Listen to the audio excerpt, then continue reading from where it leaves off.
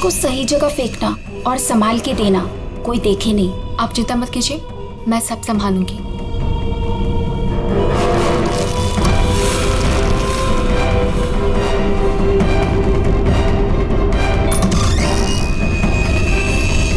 जल्दी दो। कौन है बेटा? कोई नहीं माँ, कचरा वाली थी।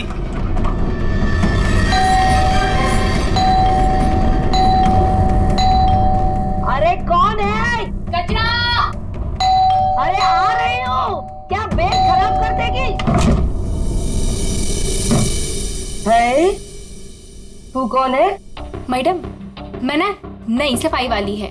वो क्या है ना, सविता गांव गई है तो उसकी जगह मेरे को रखा है यहाँ पे। ये सेक्रेटरी भी ना इन्फॉर्म ही नहीं करता है और किसी को भी रख देता है काम पे। क्या मैडम, सुबह सुबह चिलम चिली करने का। लाओ, वैसे भी मेरे को 10 और घरों में जाना है। लाओ जल्दी दो। है तेवर तो देखो, जैसे ऑफिस ही जाना है तुझे। चल जा, नहीं देते डब्बा। हाँ हाँ तो मत दे। वैसे भी तेरे कचरे से कितनी बदबू आ रही है। अच्छा, परफ्यूम मार के दूं कचरा तुझे? अरे तो मैं मरी नहीं चाह रही हूँ लेने के लिए। बात तो ऐसे करी है जैसे लगता है कचरा नहीं सोना मांग लिया हो। एक मिनट, कहीं आप वही झगड़ालू औरत तो नहीं जो घड़ी घड़ी सबसे झगड़ा करते फिरते रहती है? हाँ, अरे बहुत किसे सुने हैं आपके बारे में। हाँ ए लड़की, मुझसे सवाल चला रही है तू? हाँ? औकात क्या है तेरी? क्या हुआ? सुबह सुबह ये चिल्लम चिल्ली क्या चल रही है? देखो ना मैडम, मैं ना नई सफाई वाली कचरा लेने के लिए आई थी। वो सविता ना गाँव गई है, उसकी जगह मेरे को रखा है यहाँ पर। मैडम से कचरा क्या मांग लिया? ऐसा लग रहा है कि इसका कचरा बेच करके कोई सोने का महल बना लेगी मैं। बाबा रे बाबा, कितना झगड़ा करती है ये। ओह, तो इसमें कौन सी नई बात है? सबके साथ झगड़ा करना इनकी पुरानी आदत है। आ गई होशियारी झाड़ने। ए सुन, हमारे फटे में टाउन बताना। Mind your own business. चल, देख रहे हो ना कैसे झगड़ा कर रही है ये। वाह वाह, बड़ी आई। Mind your own business. पहले अपने माइंड का इलाज कराओ। सबके नाक में दम करके रखा है अपने रोज के झगड़ों की वजह से। भाभी जी please, I am sorry, I am really sorry. आप अंदर जाइए। शोभा, अंदर जाओ।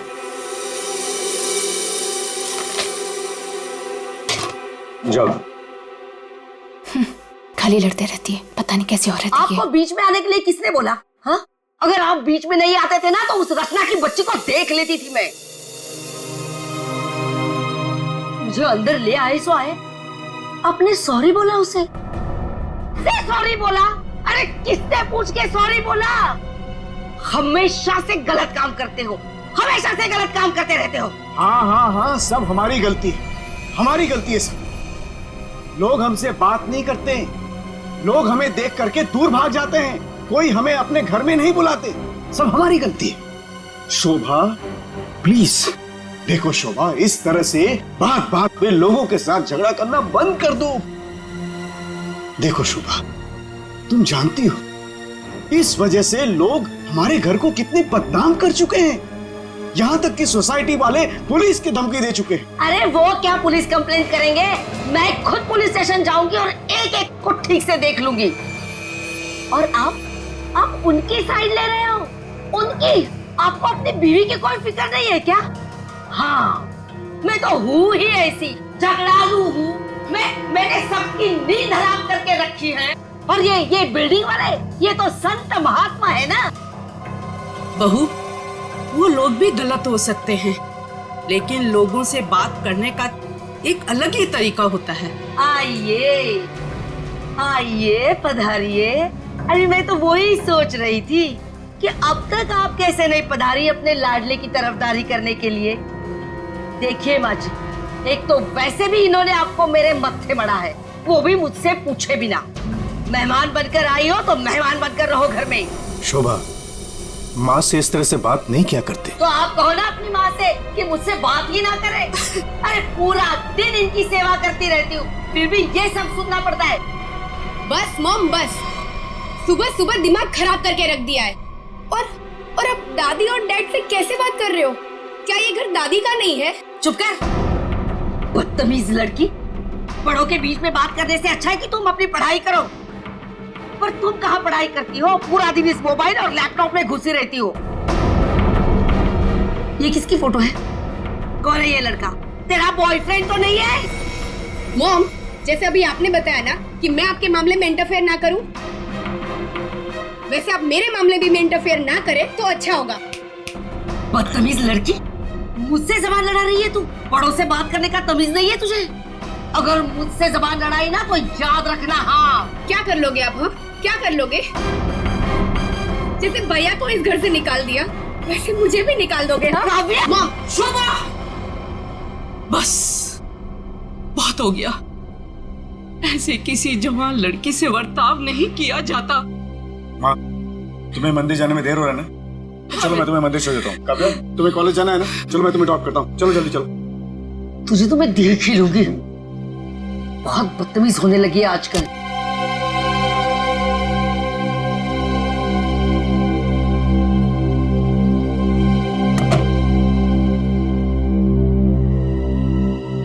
आने दो इस बुढ़िया को मंदिर से।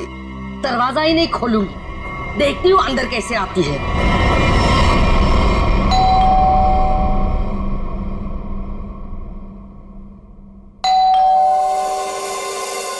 शोभा, दरवाजा क्यों नहीं खोल रही हो? शोभा, क्या माँ जी? आपने शोभा को कहीं जाते हुए देखा है क्या? क्या हुआ माँ जी? रचना, तूने शोभा को कहीं देखा है क्या? माँ जी, मेरे इतने भी बुरे दिन नहीं है कि मैं उनको देखूं। पता नहीं उसमें भी उनको कोई प्रॉब्लम हो जाए। पर हुआ क्या? शोभा दरवाजा नहीं खोल रही है। अब जरा जाके सेक्रेटरी को बुला के लाइए ना प्लीज। अभी बुलाता हूँ। शायद वो बाथरूम में नहा रही हो। इतनी देर से नहा रही है? शायद अपना पाप धो रही होगी। माँ जी, आपके पास घर की दूसरी चाबी होगी ना? नहीं है।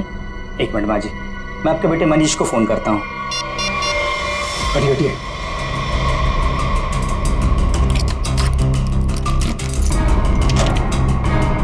माँ, दरवाजा अंदर से बंद है। अंदर से कैसे बंद है?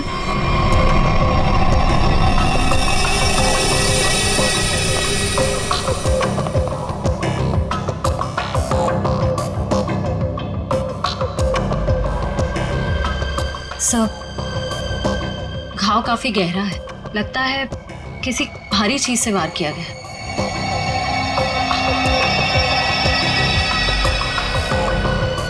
सर, हो सकता है कोई एक्सीडेंट।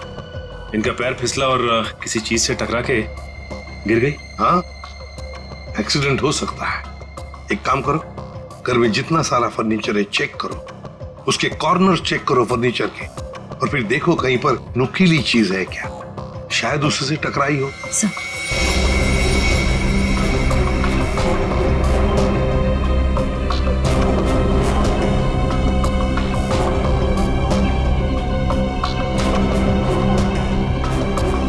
सर, कहाँ निकल? इस पे खून में लगा हुआ है। हाँ,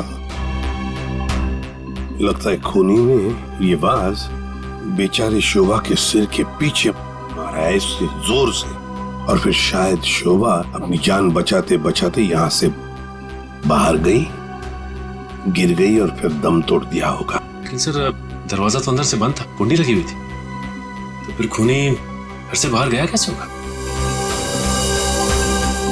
सर, हो सकता है बालकनी से चला गया। नहीं निखिल, इतनी ऊंचाई से कोई बाहर जा ही नहीं सकता। सर, घर के बाहर सीसीटीवी कैमरा लगा हुआ है। बस तो फिर वो सीसीटीवी कैमरा का फुटेज और लॉबी के सीसीटीवी कैमरा का फुटेज सब देख लेते हैं।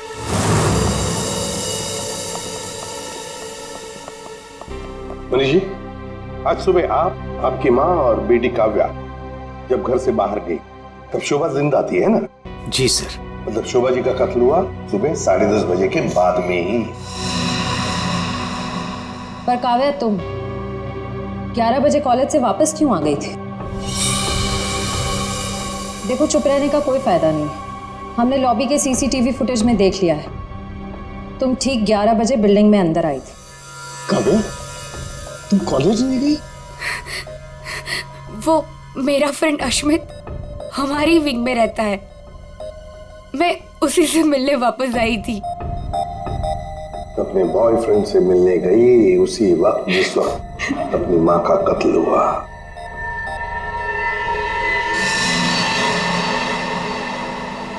तुम कौन हो?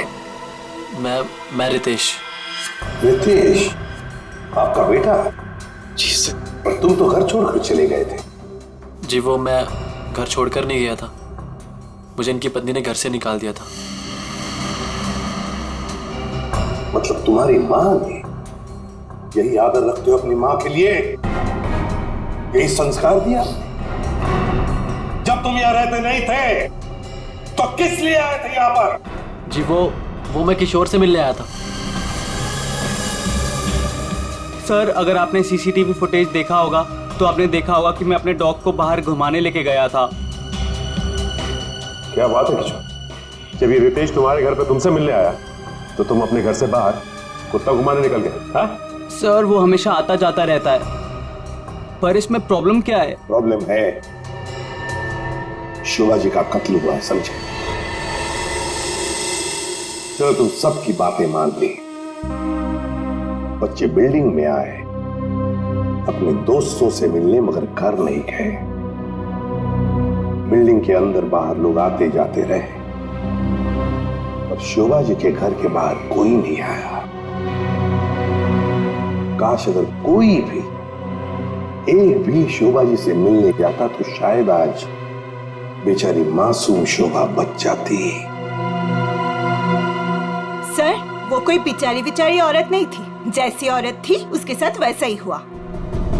क्या मतलब? माफ कीजिएगा मनीष भाई, सोसाइटी की इज्जत का सवाल है। सर शोभा जी का सोसाइटी में किसी के साथ भी बिहेवियर अच्छा नहीं था, आए दिन छोटी छोटी बातों में झगड़ा करती थी। इवन सर आज भी उनका झगड़ा हुआ था। झगड़ा हुआ था? किसके साथ? इनसे, रचना जी से।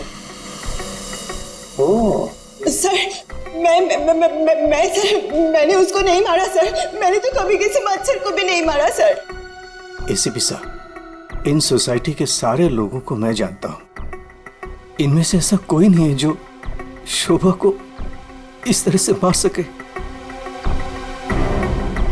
और शोभा जी का खून तो हुआ है ना, किसी ने तो किया है। अरे तारिका, ये क्या कर रही हो? ऐसा क्या कर दिया डॉक्टर साहब ने? करने दीजिए ना सर, कुछ भला करने जा रही है तो उसे टोकना ठीक नहीं है ना सर? नहीं, मैं जानता हूं अच्छी तरह से। जिस दिन मैं वहां पर लाशों की जगह लेटा हुआ होऊंगा ना, तुम लोग सबको मिठाई बांटने वाले हो, जानता हूं मैं तुम्हारे सारे इरादों के गुब्बारों को उड़ने से पहले ही फोड़ करके दम लूंगा, समझे? हमारी वजह से आप बच गए सालू के साहब, वरना तारिका ने तो आपका सर फोड़ ही दिया था। अरे मैं तो सिर्फ इनायत कर रही थी। अच्छा, सालू के साहब का सर फोड़ने का? जी नहीं, इस औरत के सर पे किस चीज से बहुत जोर से मारा गया है जिससे इसकी मौत हो गई, ये पता लगाने के लिए। देख सालुंखे, किस चीज से मारा ये तो हमें पता है, यही मर्डर वेपन है। हाँ, इस पे तो हमें इनका खून भी मिला था जो उस वक्त तक सूखा भी नहीं था। चलो बहुत बढ़िया। हाँ? जो भी वहां पर मिला उस पर भरोसा करके आगे सीधे आना, कमाल है, बिना अपना दिमाग लड़ाया। तारिका, कई बार मैं सोचता हूँ अगर हम नहीं होते तो इन लोगों का बेचारों का होता क्या है? ये बात हमें क्राइम सीन पर मिला है। अगर इससे नहीं मारा गया तो फिर इस पर खून कहां से आ गया? क्या अपने आप छल के आ गया है? ये मैं नहीं जानता हूँ, लेकिन हाँ ये मैं जरूर जानता हूँ कि ये मर्डर वेपन नहीं। डॉक्टर साहब, आप इतने कॉन्फिडेंस के साथ कैसे कह सकते हैं? हाँ, अब आए पॉइंट पर। तो सुनो, इस औरत की मौत हुई है खोपड़ी की हड्डी टूट जाने की वजह से, और हड्डी टूटी नहीं, चकनाचूर हो गई। और ऐसा तभी हो सकता है जब जबरदस्त तरीके से इस पर वार किया गया, बहुत ज्यादा इंपैक्ट की जरूरत होती है। और इस वार से कितनी भी जोर से क्यों ना मारा गया, हड्डी इस तरह से चकनाचूर नहीं हो सकती। अगर इनका खून इस आवाज से नहीं हुआ है तो फिर किस चीज से हुआ है? बहुत भारी चीज से इसके सर पे वार किया गया है। बहुत भारी चीज से? तो फिर सालुंखे, हमें वहां क्राइम सीन पर इसके अलावा और कोई भारी चीज नहीं मिली, समझे? दया, इसके पास और कोई जवाब नहीं है, हमारा टाइम बर्बाद कर रहा है। चलो। एक मिनट, मैं टाइम बर्बाद कर रहा हूँ? हाँ। मैं डॉक्टर सालू के तुम लोगों का टाइम बर्बाद कर रहा है? हाँ। ठीक है, तो मैं खुद वहां क्राइम स्पॉट पे जाकर के ये थ्योरी प्रूव करके दिखाऊंगा बॉस, तब पता लगेगा कौन टाइम बर्बाद कर रहा है, मैं या तुम खुद अपना टाइम बर्बाद करो। तारिका, मेरे बैग। अरे बैग दो ना तुम यार, मैं बताता हूँ इन्हें कौन टाइम बर्बाद कर रहा है। Fast, quick. सब अभी बता दे, मैं टाइम बर्बाद कर रहा हूँ। अरे सालू के साथ तो कोयले के इंजन की तरह धुआं उड़ाते हुए चले गए। गुस्सा हो गए क्या? हाँ, तुम्हारी वजह से। अब आएगा मजा।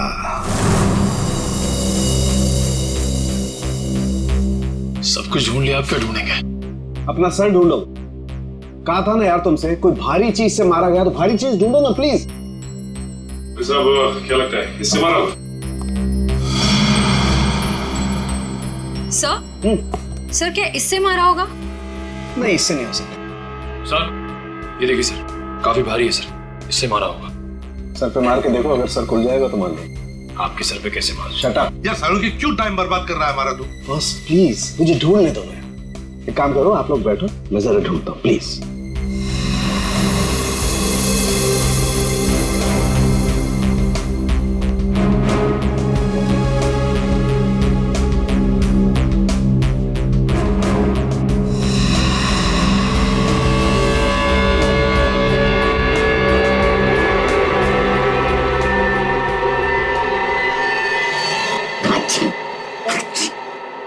पूरी दुनिया में सर्दी फैलाएगा। अरे यार क्या हो गया? सर क्या हुआ, आप इतना चीख क्यों रहे हैं? मसाला मसाला मसाला। हाँ सर, चारों तरफ मसाला गिरा हुआ है और यहाँ पे निशान भी है।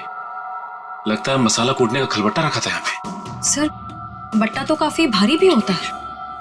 एक काम करो, आसपास जितने भी घर हैं सारे के सारे घर चेक करो। श्रेया, दादी माँ को लेकर आओ।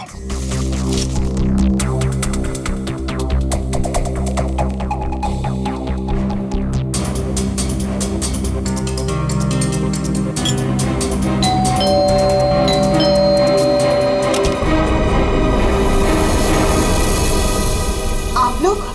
हमें आपके घर की तलाशी लेनी है। लेकिन खून तो वहां हुआ है, आपको यहाँ क्या मिलेगा? देखिए, आपकी बिल्डिंग में खून हुआ है। क्या आप चाहती हैं कि एक और खून हो जाए? प्लीज हमें अपना काम करने दीजिए। ओके, आइए।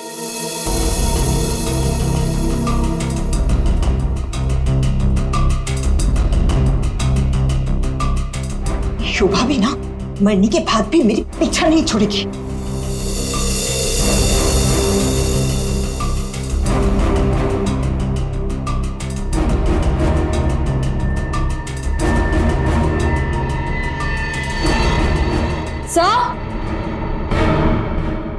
श्रेया, सर ये देखिए। सर ये तो हमारी है। नहीं नहीं, ये तो हमारा है। आंटी जी को कोई गलतफहमी हो रहा है। सर इसके नीचे शोभा का नाम लिखा हुआ है। शोभा? तो क्या आपने इन्हें ये दिया था? नहीं सर, आज सुबह तक तो ये हमारे पास ही था। तो फिर यहाँ कैसे? के जरा चेक कर लिया।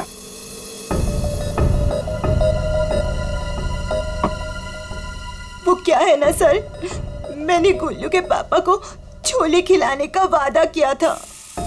शोभा जी तो मर ही गई थी, वो इससे क्या करती, इसलिए मैं ये लेके चली आई।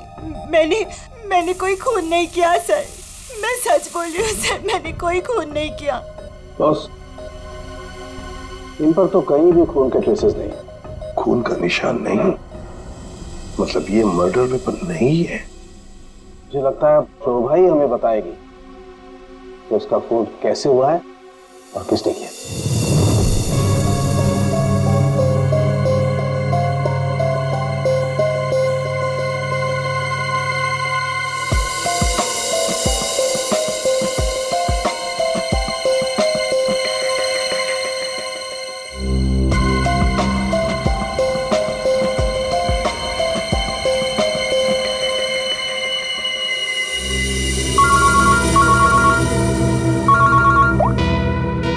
आसान के बोल। अच्छा, गेरू मिट्टी। अच्छा ठीक है सचिन, मर्डर वेपन का पता चल गया है। और वो क्या है सर? गमला। गमला? हाँ कमला, साळुंके को शोभा के कान में गेरू मिट्टी के कुछ अंश मिले। गेरू मिट्टी जो गमले में इस्तेमाल होती है। सर, हमें शोभा के घर में एक भी फ्लावर पॉट नहीं मिला है। देखते हैं।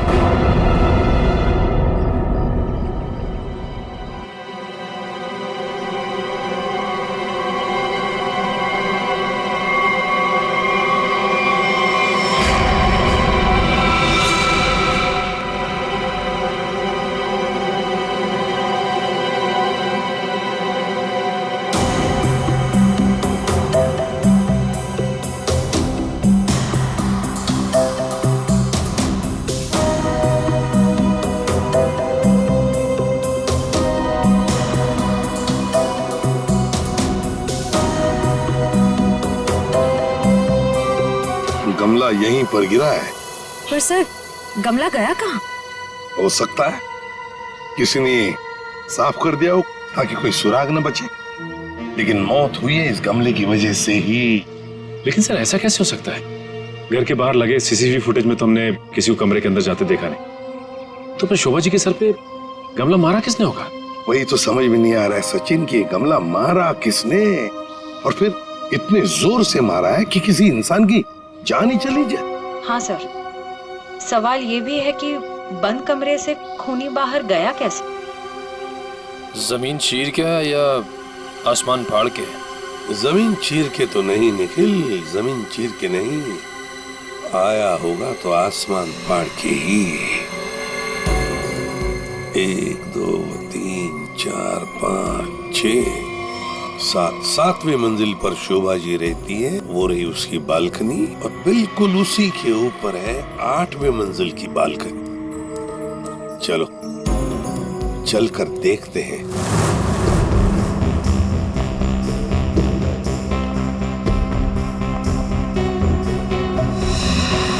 सर, आश्रया, सर ये देखिए, स्टैंड जैसा कुछ है। स्टैंड जैसा तो है।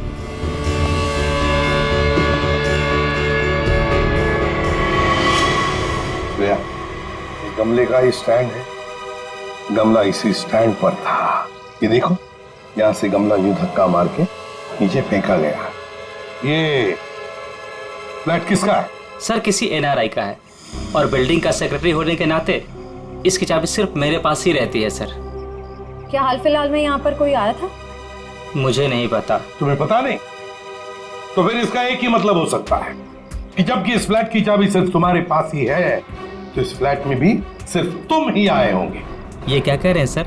मेरे कहने का मतलब है कि फ्लैट की चाबी उन्होंने मुझे दी थी। क्या है सर कि सारे एम्प्टी फ्लैट की चाबी ऑफिस के ड्रॉअर में होती है। एजेंट लोग सर कभी भी आते जाते रहते हैं, तो सर मैं 24 घंटे उनके लिए घर पे थोड़ी ना रहूंगा सर।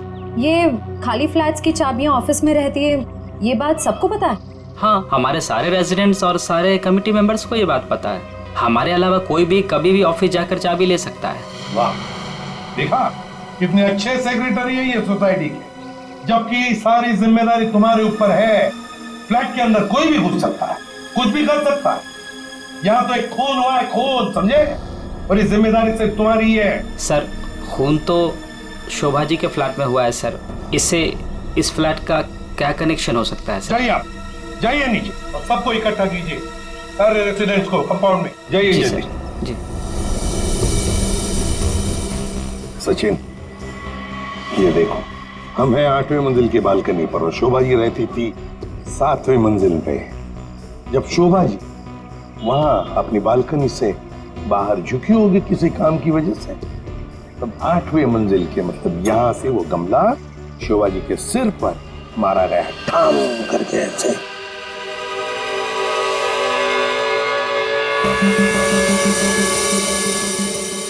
भगवान का लाख लाख शुक्र है, वरना आज तो मसाला कूटने के चक्कर में मेरी कुटाई हो जाती उन सीआईडी वालों के हाथों। इसीलिए छोले को मारो गोली, ये लौकी खिला दूंगी गुल्लू के पापा को। ओह गॉड!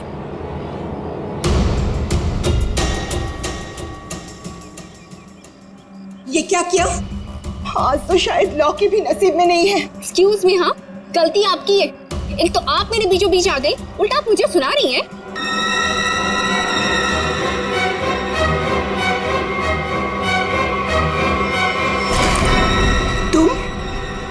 उनको तो मैंने कहीं देखा है। देखिए, आपका जो कुछ भी नुकसान हुआ है उसके लिए आई एम सॉरी। मैं थोड़ी जल्दी में हूँ। रुक रुक, तुम वही सफाई करने वाली हो ना?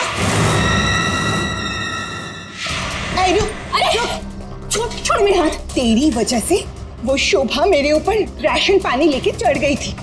कौन शोभा? कैसा राशन पानी? मैं कुछ भी नहीं जानती। Excuse me. अरे स्क्वीज तो तेरी आज मैं करूंगी।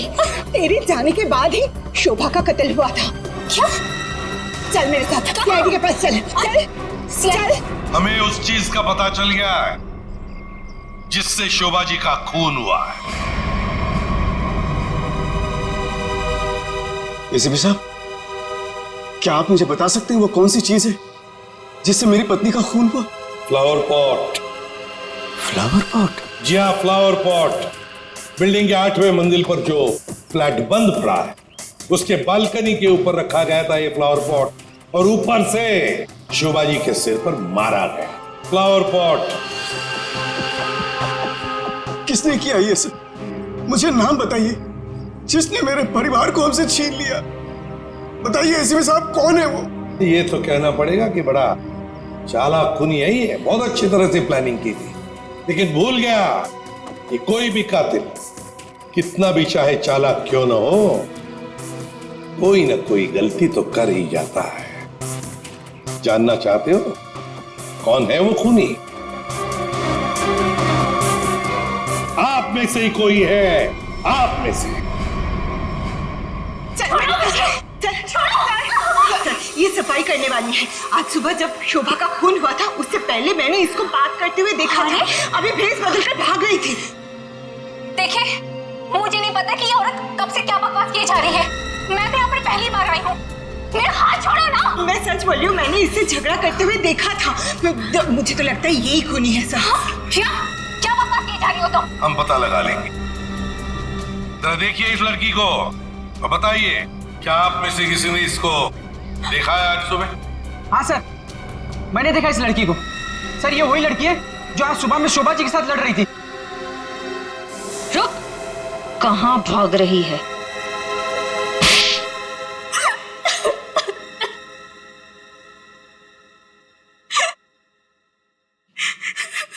ये सब रोना धोना बंद करो और बताओ कौन कौन है इसके पीछे। तुम्हारे अकेली का काम नहीं है ये, बताओ जल्दी। कौन कौन मिला हुआ है तुम्हारे साथ इस काम में? हा? क्यों खून किया शोभा का? खून? नहीं नहीं सर, मैंने कोई खून नहीं किया। मुझे कुछ नहीं पता, मैं सच कह रही हूँ। जमाना बड़ा बदल गया है सर। इतनी महंगी घड़ी और ब्रांडेड चप्पलें पहन के घूम रही है। यहाँ तो सीआईडी में ईमानदारी से काम करने के बाद पिछले 5 साल में ये वाले जूते पहन पाया हूं मैं। हाँ, सच कह रहे हो फ्रेडी। लेकिन ये है ना, मुखौटा पहनी है सफाई कामगार का, है तो कोई और ही। उर्वी, ऐसा नहीं बताइए। हाँ, बोल नहीं। प्लीज मैम, मुझे मत मारिए। मैं बताती हूँ, मैं सब सच बताती हूँ। दरअसल मेरे पास एक फोन कॉल आया था। कौन लोग थे मुझे नहीं पता, लेकिन वो लोग शोभा से बदला लेना चाहते थे। बदला कैसे लेना है वो सारे इंस्ट्रक्शन मुझे फोन पर बता दिए गए थे। मैंने बस उसे फॉलो किया था और कुछ नहीं किया था, खून नहीं किया था सर। एक अनजान आदमी ने तुम्हें फोन कॉल किया और तुम उसकी मदद करने के लिए तैयार हो गई? हाँ सर। ऐसी क्या दुश्मनी थी तुम्हारी शोभा से? सर, शोभा अच्छी औरत नहीं थी। वो बहुत ही घमंडी और झगड़ारू किस्म की औरत थी। सर, मैं एक स्टोर में सेल्स गर्ल का काम किया करती थी। मेरे स्टोर में आई वो एक दिन, नेल पेंट दिखाने के लिए कहा। नेल पेंट का ढक्कन जब मैं खोल रही थी, सर गलती से वो नेल पेंट की कुछ बूंदें उसके साड़ी के पल्लू पे गिर गई थी सर। उसके बाद उसने जो हंगामा खड़ा किया, मैंने उससे माफी मांगी, मिन्नती की कि प्लीज मुझे माफ कर दीजिए, लेकिन उसने मेरी एक बात भी नहीं मानी। मैनेजर के पास चली गई सर। मैनेजर ने मुझे नौकरी से बाहर निकाल दिया। 2 महीने तक मुझे कहीं कोई नौकरी नहीं मिली। घर का किराया तो दूर, खाने तक को मेरे पास पैसे नहीं थे। मकान मालिक मेरे सिर पर चढ़ करके मुझे परेशान करने लगा, कहा कि निकलो मेरे घर से। सर, उसने मेरी पूरी जिंदगी तबाह कर दी। फिर मैंने ठान लिया था कि उस शोभा से मैं बदला जरूर लूंगी। इसलिए तुमने कानून को अपने हाथ में लेने का फैसला किया है? सर, मैं मानती हूँ कि मुझसे बहुत बड़ी गलती हो गई। प्लीज आप लोग मुझे माफ कर दीजिए, प्लीज। ये लो, सब कुछ मान लिया तो माफी मिल गई, ऐसे लगता है तुम्हें? है? तुम्हारी सजा हम कम कर सकते हैं, मगर एक शर्त पर। हाँ सर, मुझे आप लोगों की सारी शर्त मंजूर है। बताइए मुझे क्या करना होगा। तो ये बताओ कि फोन पे एग्जैक्टली क्या इंस्ट्रक्शन दिए गए थे तुम्हें? मुझे बस वो फ्लावर पॉट गिरने के बाद उसे साफ करने के लिए कहा गया था। वो फ्लावर पॉट जैसे बालकनी से शोभा के सर से टकराकर नीचे गिरा तो मेरे पास उसे झट से साफ करके वहां से मैं निकल गई। बस यही किया था मैंने। वो फ्लावर पॉट किसने फेंका था? Flower pot? नहीं, किसी ने फेंका नहीं था। किसी ने नहीं फेंका? ये कैसे हो सकता है? कोई तो ऊपर था फेंकने वाला। नहीं सर, मैं सच कह रही हूँ, वहाँ पर कोई नहीं था। वो फ्लावर पॉट अपने आप गिरा था। कौन था ऊपर? यकीन कीजिए, मैं क्यों झूठ बोलूंगी आप लोगों से।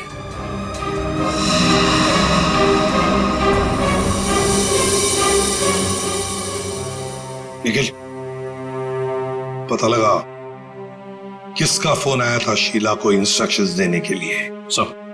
उदय, टूटे हुए फ्लावर पॉट के टुकड़े अच्छी तरह से देख।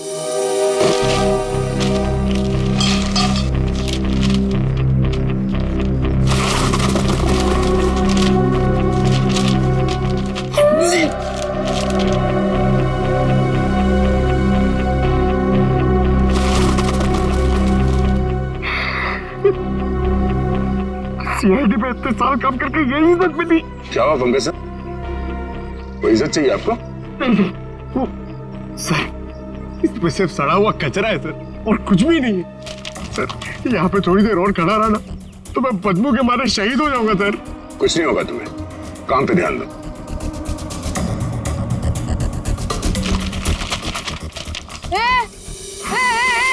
ये क्या कर रहे हो? ये मेरा इलाका है, यहाँ मैं किसी और को कब्जा जमाने नहीं दूंगी। अरे कौन कब्जा करना चाहता है? मेरा बस चले तो मैं खुद यहाँ से सलट लूं। तो फिर मेरे इलाके में कचरा चुनकर ये मेरे पेट में लात क्यों मार रहे हो? अरे मेरी माँ, आपके पेट पे कोई लात नहीं मार रहा है, मैं खुद यहाँ पे अपनी नौकरी बचा रहा हूँ। देखो, तुम लोग जाओ यहाँ से, ये मेरा इलाका है, मैं किसी और को कचरा चुनने नहीं दूंगी। जाओ जाओ। हम लोग सीआईडी से हैं और इस कचरे में सुराग ढूंढ रहे हैं। हाँ? सीआईडी? रुक। देखो जरा, चलो। सर, हाँ, सर पे पैर रख के भाग गई सर। आपको थोड़ा सॉफ्ट रहना चाहिए, आपको देख के डर के भाग गई। सर वो टाइम नहीं ना, वो कचरा।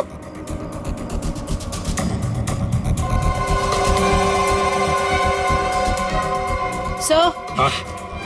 ये देखिए, ये कुछ गमले के टुकड़े मिले हैं।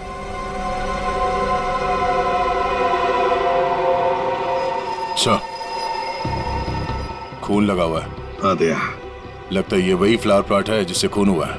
अब ये खून शोभा का है या नहीं, ये तो फोरेंसिक लैब से ही पता चल जाएगा। लेकिन और भी तो कुछ होना चाहिए यहाँ पर, और कुछ होना चाहिए। देखो जरा, अच्छी तरह से देखो दोबारा। सर बाकी तो हमने हर जगह देख लिया सर, और ऐसा कुछ मिला नहीं। जो देखो तो सही।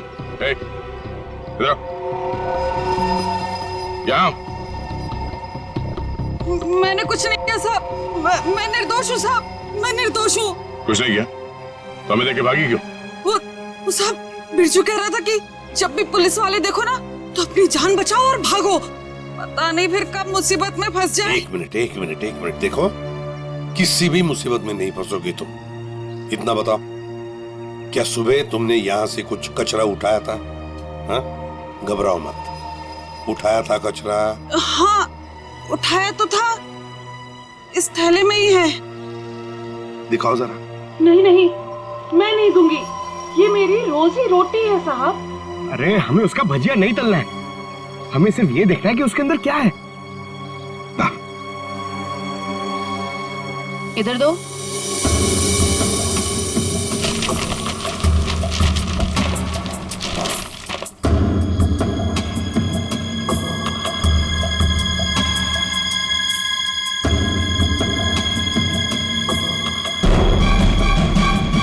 खिलौने का बॉक्स है सर, एड्रेस भी लिखा हुआ है। ओह, तो ये है खूनी।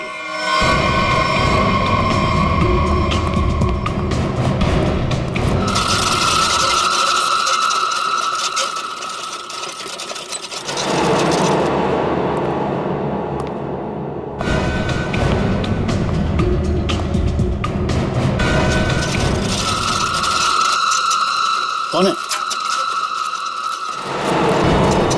कौन है? अरे कौन है यहाँ? सामने आओ। कौन है?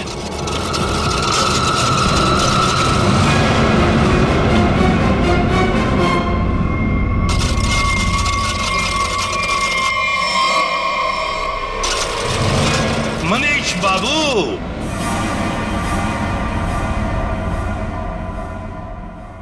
हाँ, खिलौनों के साथ बहुत खेल खेल लिए, अब ये तुम्हारा खेल खेलना खत्म। मैंने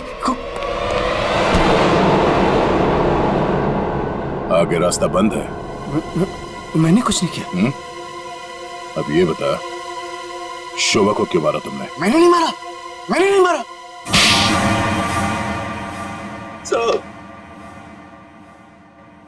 शोभा एक झगड़ालू औरत थी साहब, झगड़ालू औरत। हमेशा गालियां देती थी साहब, हर छोटी मोटी बात पे चिल्लाती थी, भद्दी भद्दी गालियां देती थी। आतंक था साहब उसका एक।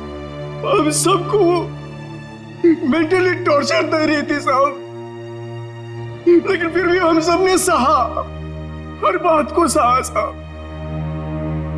जब तक ये बात घर के चार दीवारी तक थी तब तक तो ठीक था, लेकिन धीरे धीरे ये बात साहब घर के चार दीवारी से बाहर निकल के मोहल्ले तक फैल गया।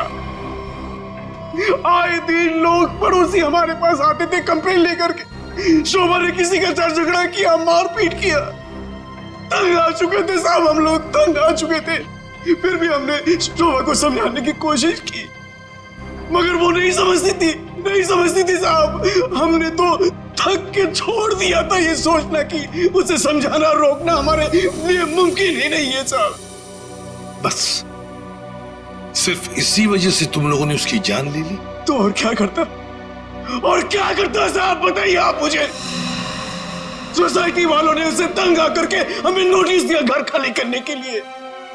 अगर हम घर खाली नहीं करते इस सूरत में वो हमें पुलिस की धमकी दी। अगर ऐसा था तो डिवोर्स दे देते उसे मारने की क्या जरूरत थी? उसकी भी कोशिश की थी साहब, की थी मैंने, मगर उसने मुझे धमकी दी थी कि अगर मैंने उसे डिवोर्स दिया तो वो मुझे कोर्ट में घसीट के ले जाएगी। मेरे ऊपर डोमेस्टिक वायलेंस का इल्जाम लगाकर वो मेरे ऊपर केस करने वाली थी साहब। मैं मजबूर था, कुछ नहीं कर पाया साहब। रितेश, शोभा तो तुम्हारी माँ थी ना? सर, माँ का प्यार इस दुनिया में सबसे बड़ा प्यार होता है सर, पर वो तो सिर्फ अपने आप से प्यार करती थी सर। उसकी जरूरतें, उसका घमंड सिर्फ उसके लिए ही था सर। इस वजह से जब उसे मेरे और मेरी गर्लफ्रेंड वानी के बारे में पता चला तो उसने इंसल्ट करके मुझे घर से बाहर निकाल दिया सर। और इसलिए जिस माँ ने तुम्हें जन्म दिया उसे ही मौत की नींद सुला दी तुमने, सिर्फ अपने खुशियों के लिए, हाँ? एक दिन रितेश मेरे पास आया एक सुझाव लेकर। उसने कहा कि पापा, अगर हमारी जिंदगी में शांति और चैन चाहिए तो शोभा की जिंदगी खत्म करनी होगी। और इसके लिए तुमने अपने पड़ोसी किशोर और नवीन की मदद ली, जो शोभा के दुश्मन थे उसके बर्ताव की वजह से, हाँ? सिर्फ इनको ही नहीं दया, इन्होंने बाकी सारे लोगों से भी कांटेक्ट किया जिनका कोई न कोई झगड़ा था शोभा के साथ। उन सबको अपने प्लान में शामिल कर लिया, शोभा को मारने के प्लान में। शीला के बारे में तुम्हें कैसे पता चला? काव्या ने मुझे बताया उस दिन शीला और शोभा के झगड़े के बारे में, क्योंकि काव्या शोभा के साथ ही स्टोर में गई थी। तो तुम्हारे इस प्लान को अंजाम देने के लिए कोई बाहर वाला चाहिए था, और ये शीला इस काम के लिए एकदम परफेक्ट थी, और इसे शोभा से बदला लेना था, इसलिए ये भी मान गई है? वैसे सारी प्लानिंग की कैसे तुम लोगों ने, बताओ जरा। नवीन ने ऑनलाइन पर ट्रॉली बुक की थी। डिलीवरी होने के बाद वो ट्रॉली और रिमोट वाणी को दिया था। वाणी पेशे से इंजीनियर है साहब। वो ट्रॉली और गमले को किस तरह से रखना है इसकी प्लानिंग उससे नहीं की थी, और फिर वो ट्रॉली और रिमोट लाके किशोर को दे दिया, और फिर काव्या और रितेश ने मिलकर वो गमले और ट्रॉली को ऊपर बैल्कनी में सेट कर दिया। तुम्हें कैसे पता चला कि ये शोभा बालकनी में किस वक्त आने वाली, कितने बजे? साहब हर रोज सुबह 10 बजे एक भाजी वाला ठेला लेकर के हमारी बिल्डिंग के नीचे आता है, और शोभा उस पर बैल्कनी में खड़े होकर के खड़ी खोटी सुनाती थी साहब, चिल्लाती थी, झगड़ती थी उससे। बस मुझे उसी मौके का इत्तला था।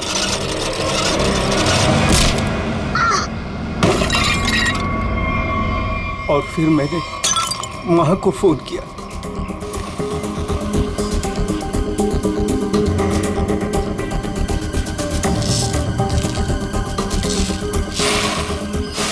कभी एक बार भी नहीं सोचा कि शोभा के ऐसे स्वभाव के पीछे कोई वजह हो, कोई कारण हो सकता है उसे कोई दिमागी बीमारी हो जिसका इलाज हो सके। नहीं सोचा, तुम सब ने सिर्फ अपने ही बारे में सोचा, तंग आ गए उसके स्वभाव से, इलाज नहीं किया उसका, बस जान ले ली उसकी। कानून तुम सबको कड़ी से कड़ी सजा देगा।